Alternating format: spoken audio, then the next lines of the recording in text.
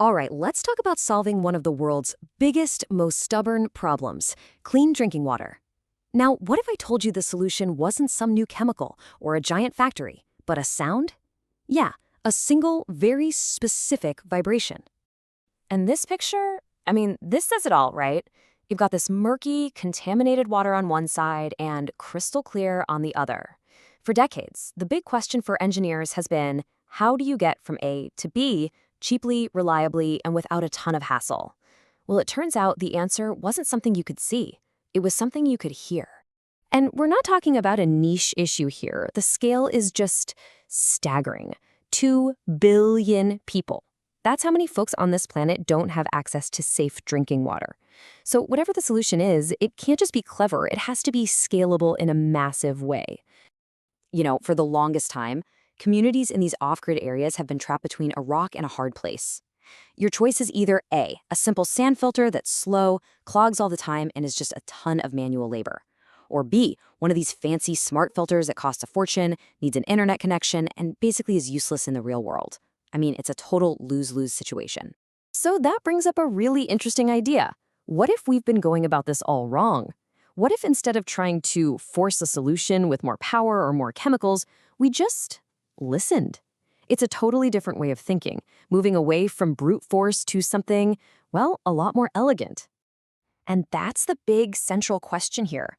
What if the key to unlocking all this clean water wasn't some new-fangled material or a more powerful pump, but just a simple, targeted vibration? What if it was just a sound? The guy behind this, Umair Abbas, has this amazing title for himself, the poet scientist. And this quote, it just nails his whole philosophy. He sees technology not as this force to conquer nature, but as a way to work with it.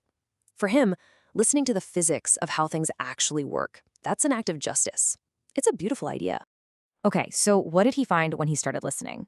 Well, he found a secret, a very, very specific number that honestly changes the entire game.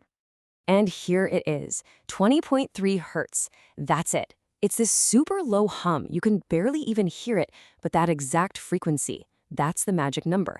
It's the secret sauce that makes this whole thing possible.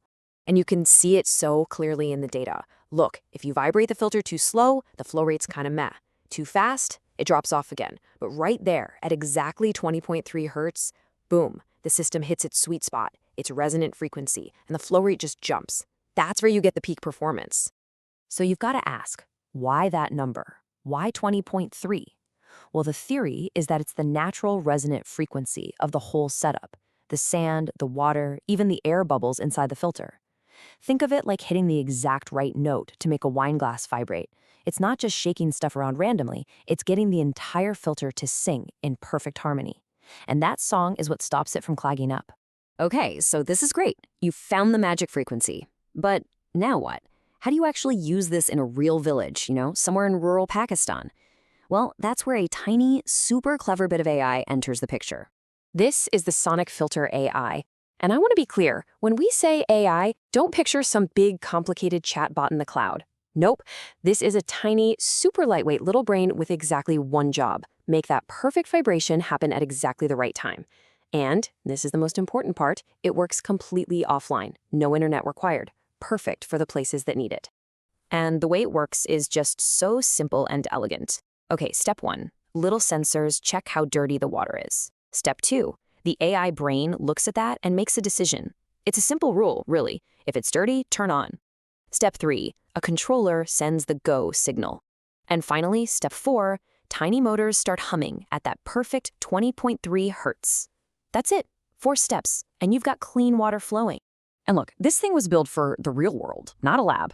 It's designed to be super resilient. For example, it's got 2 motors, so if one fails, the other one just keeps on trucking. It's been tested to survive dust, humidity, crazy voltage swings. It's resourceful, so it adjusts itself based on how dirty the water is, and if there's a sudden rush of mud or something, it bounces right back. This is what you call smart, tough engineering. So the design sounds amazing on paper, but the real question is, does it actually work? Like in the field with real people? Let's check out the results from the trials they ran in Punjab, Pakistan. And the numbers that came back are, well, they're staggering. A 75% faster flow rate, a 41% cut in setup time. Those are huge wins.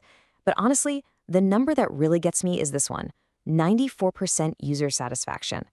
It's not just that it worked, it's that the people who actually used it loved it. Let's break that down for a second. That 75% increase, what does that actually mean? A regular filter might give you about 1.2 liters a minute. The SonicFilter AI, it bumps that up to 2.1. Now, if you're a family waiting to fill up all your jugs for the day, that difference is a game changer. It's literally hours of your life you get back.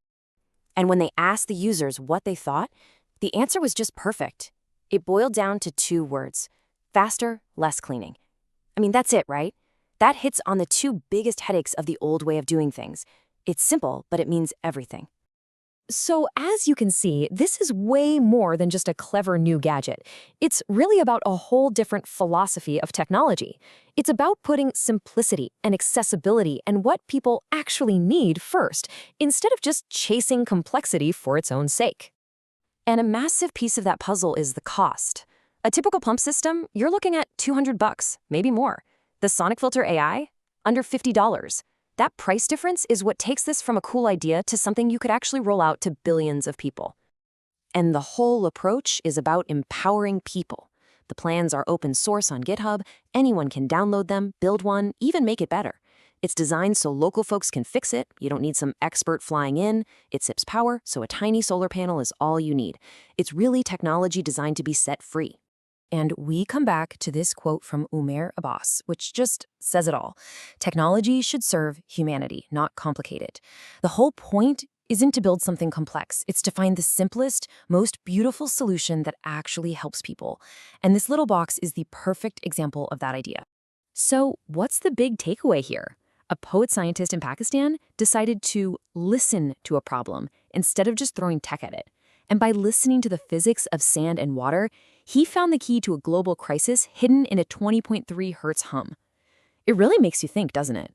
What other huge, stubborn problems are out there, just waiting for us to stop shouting and start listening?